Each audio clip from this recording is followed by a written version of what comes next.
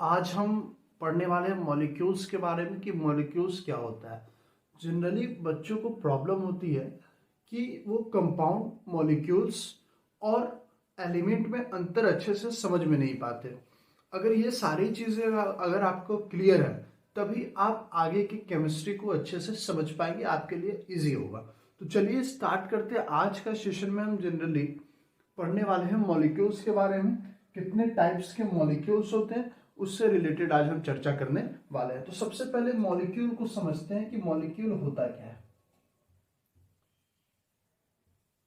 तो देखिए, अगर हम बात करें कि नॉर्मली हमारे नेचर में बहुत सारे एलिमेंट पाए जाते हैं, ठीक है, जिसमें आप 115 कह सकते हैं, ठीक है।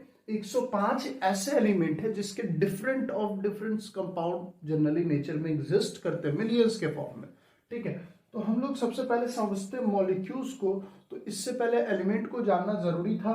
एलिमेंट के बारे में हम लोग पहले ही पढ़ चुके हैं कि एलिमेंट होता है, उसके एटम्स होते हैं, उसमें कुछ सब एटॉमिक पार्टिकल्स होते हैं जिसमें इलेक्ट्रॉन, प्रोटॉन और न्यूट्रॉन की बात होती है। और एक तरह के एटम, एक एलिमेंट में एक एलिमेंट नहीं होता है, लेकिन एक एलिमेंट में एक ही तरह के एटम होते हैं और उनकी संख्या अनगिनत होती है, ठीक है। तो देखिए, जनरली मॉलिक्यूल्स क्या होता है। तो मॉलिक्यूल्स को समझने के लिए अगर सपोज करिए कि एक एलिमेंट हमने यहां लिया और एक एलिमेंट का ये मान लीजिए एटम है, जैसे सोडियम का ये एटम है, एक और सोडियम का एटम होगा, ये दूसरा सोडियम का एटम है, ठीक है। तो देखिए, जब ये दोनों एटम आपस में कंबाइन हो रखेंगे, ठीक है, कंबाइन होने के लिए एक तरह का फोर्स ऑफ अट्रैक्शन लगाएंगे ये दोनों अपने ऊपर, फोर्स ऑफ अट्रैक्शन, ठीक है। तो जब भी किसी, अब देखिए यहां पे ये कहने का मतलब नहीं है कि एक ही एलिमेंट में सिर्फ ये होगा। एक ही एलिमेंट कहने का मतलब जैसे सोडियम के एलिमेंट में ही फोर्स ऑफ अट्रैक्शन नहीं होगा, ठीक है। ये force of attraction same element में भी हो सकता है, सेम एलिमेंट के एटम में हो सकता है, सेम एलिमेंट के एटम्स में हो सकते हैं, और अगर हम बात करें तो डिफरेंट एलिमेंट के एटम्स में भी हो सकते हैं। डिफरेंट एलिमेंट के एटम्स में भी कंबाइनिंग हो सकती है, ठीक है। इसका मतलब क्या है कि सिर्फ सोडियम के ही एटम नहीं मिलेंगे, ठीक है। ऐसा जैसे देखिए मेटल का तो एग्जिस्ट, यहाँ पे अगर हम सोडियम लिखे हैं तो ये तो जनरली मोनोएटॉमिक फॉर्म में होता है, लेकिन यहाँ पे देखिए Cl है और ये Cl है मान लीजिए, ठीक है। अब ये दोनों के आपके फोर्स ऑफ अट्रैक्शन की वजह से ये दोनों जो एटम है क्लोरीन के, ये दोनों एक साथ जुड़ेंगे और जुड़ के ये बनाएंगे Cl2।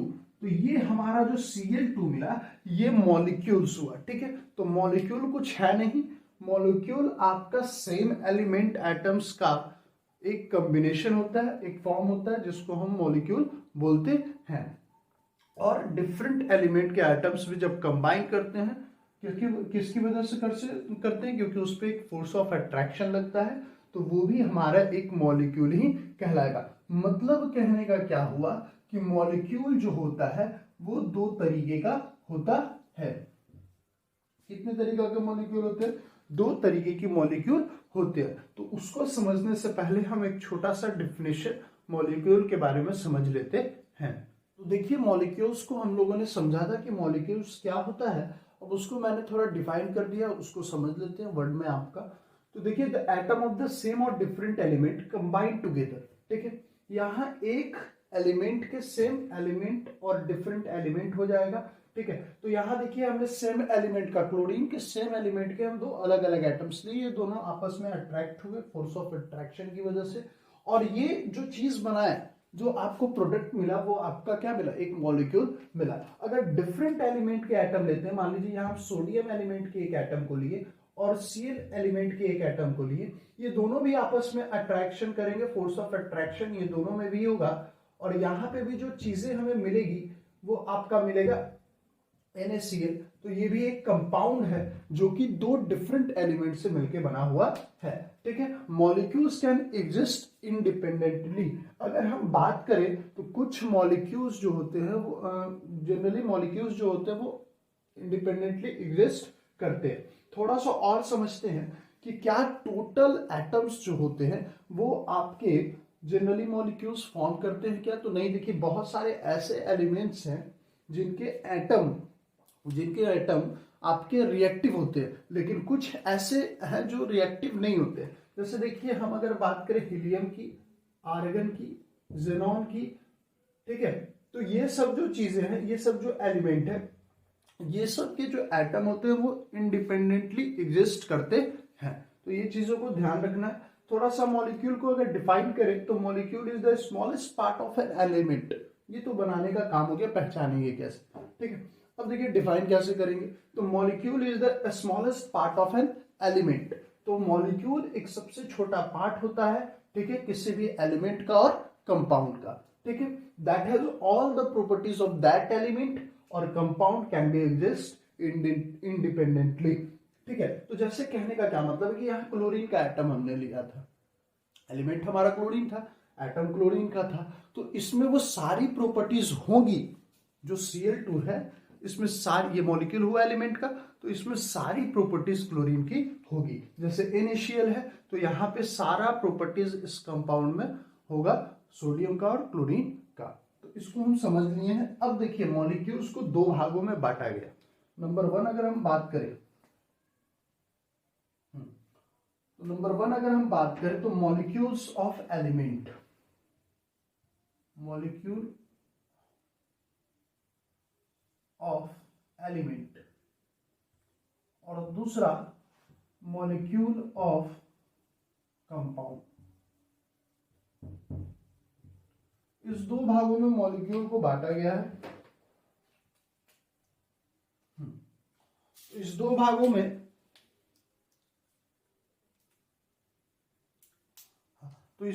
में बांटा गया है। तो मॉलिक्यूल ऑफ एलिमेंट कहने का क्या मतलब मैं पहले ही बता चुका हूं कि यहाँ पे सेम एलिमेंट का दो या दो से ज्यादा एटम आपस में कंबाइन होगा तो वो हमें मॉलिक्यूल ऑफ एलिमेंट हो जाएगा।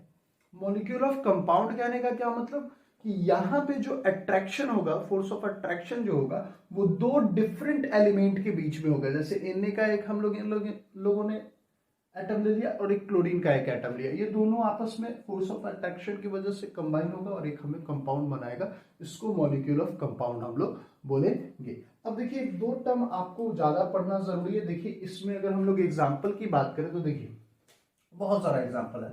H2 कभी आप लिखे देखे होंगे, O2 देखे होंगे, O3 भी आपने देखा होगा, ठीक है, फिर आप Cl2 देखे होंगे, ठीक है। तो देखिए एक मैं बात बता देता हूं कि जितने भी नन मेटल्स है, मैक्सिमम जो नन मेटल्स है वो आपको हमेशा डायटोमिक, ट्राइएटोमिक, ठीक है, वो तो एटम्स का फॉर्मेशन हुआ, उसमें हम लोग बोलेंगे। यहाँ पे आप जो H2O2 Cl2 देख रहे हैं ये आपके उसके जनरली इस तरीके से ये एग्जिस्ट करते हैं, ये हमारे मॉलिक्यूल्स के फॉर्म हो गए, ठीक है। तो ये मॉलिक्यूल जो बना वो आपके सेम एलिमेंट से बना, ठीक है। अब देखिए थोड़ा सा और एक हमें नया टर्म मिलता है, एटॉमिसिटी।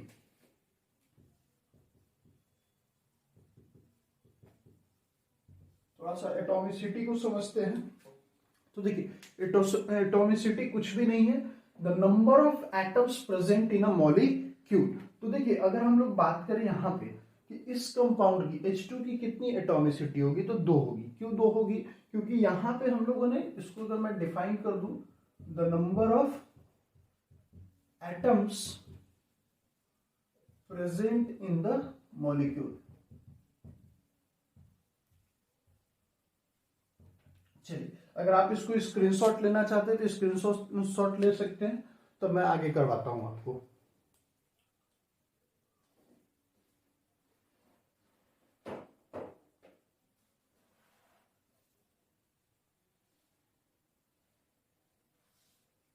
चलिए आई होप आपने स्क्रीनशॉट ले लिया होगा।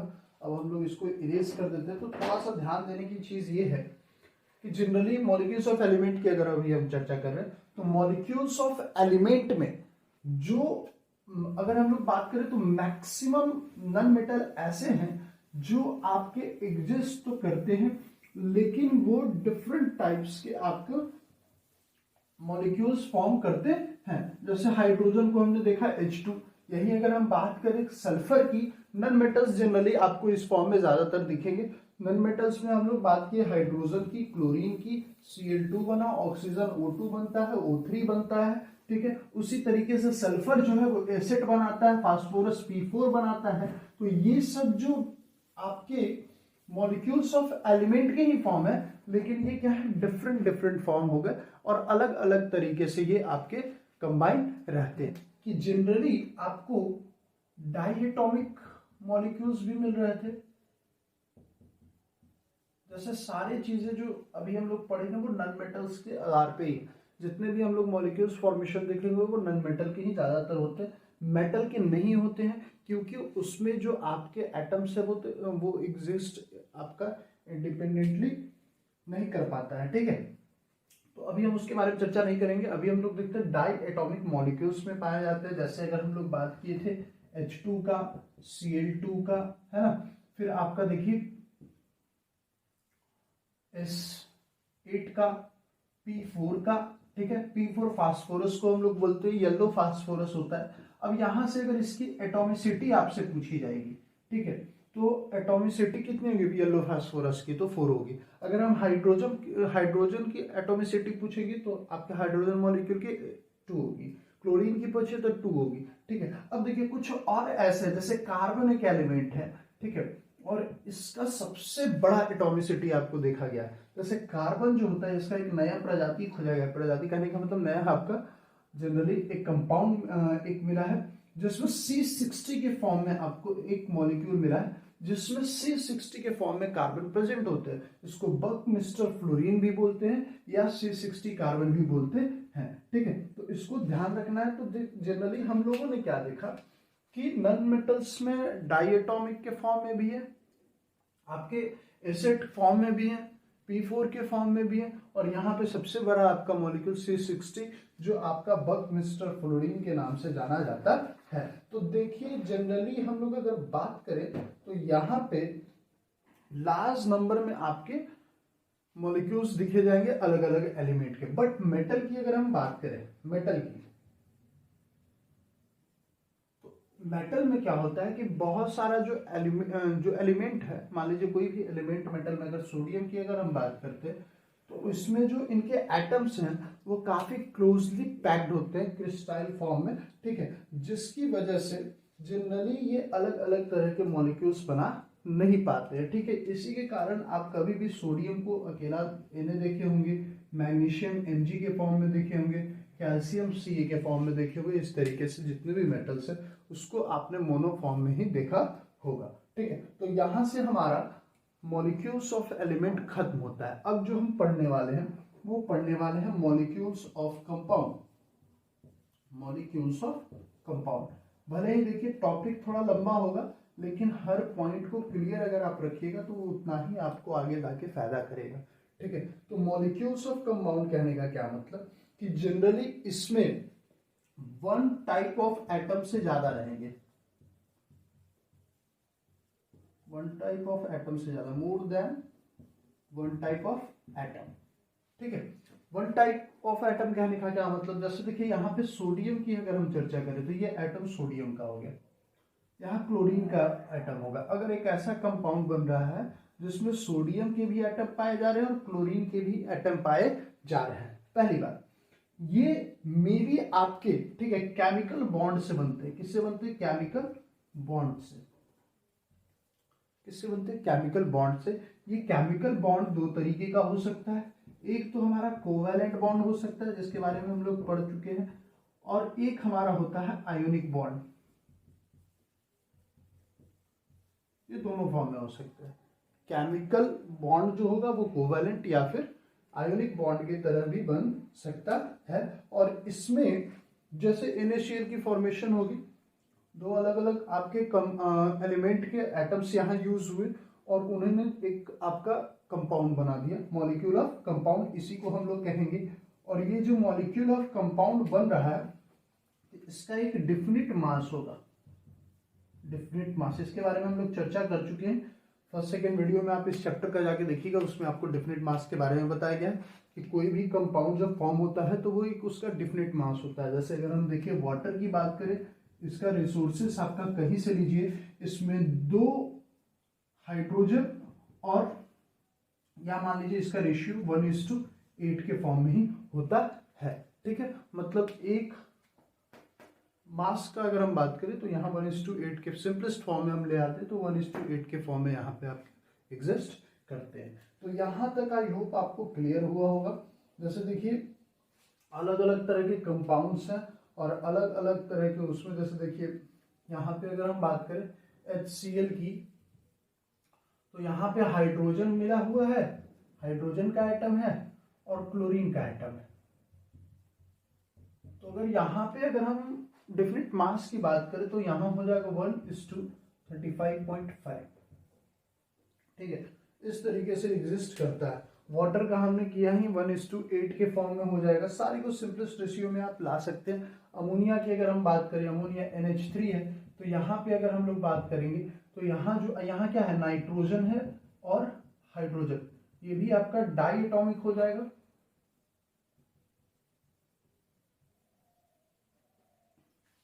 सॉरी, यहाँ पे ट्राई एटॉमिक हो जाएगा क्योंकि एटॉमिसिटी की बात हो रही है। तो एक आपका नाइट्रोजन का एटम और 3 आपका हाइड्रोजन का एटम। ठीक है, तो टोटल आपका टेट्रा, गलती, सॉरी फॉर दैट, यहाँ पे टेट्रा हो जाएगा आपका, टेट्रा एटॉमिक हो जाएगा, टेट्रा एटॉमिक।